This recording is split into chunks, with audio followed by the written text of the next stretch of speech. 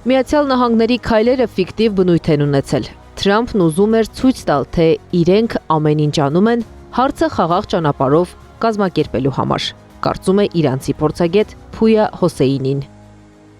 Բանակցություններին հետևում թաքնված այլ նպատակներ ունեն, որ լեգիտիմացնեն այդ հարցակումը, որ ասեն մենք համաձայնություն չեղանք, անցած անգամ էլ նույն գործառույթը արեցին, դրա համար Իրանը բոլոր սցենարների համար պատրաստ է։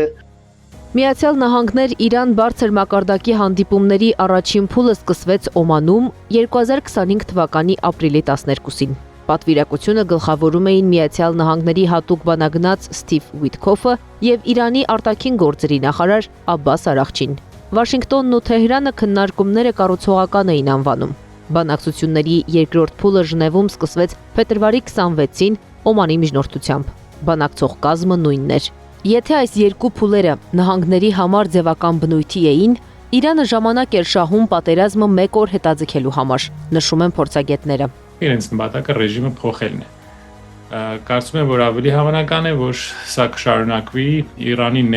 ներսում նրանք սադրեն ինչ-որ քաղաքացիական կամ էթնիկ կոնֆլիկտներ, բախումներ, Իրանը կարող է դեստաբիլիզացվի եւ անգամ մասնատվի։ Իրանի տարածքում կարող են ստեղծվել տարբեր կիսապետություններ, ինչպես եղավ Իրաքում։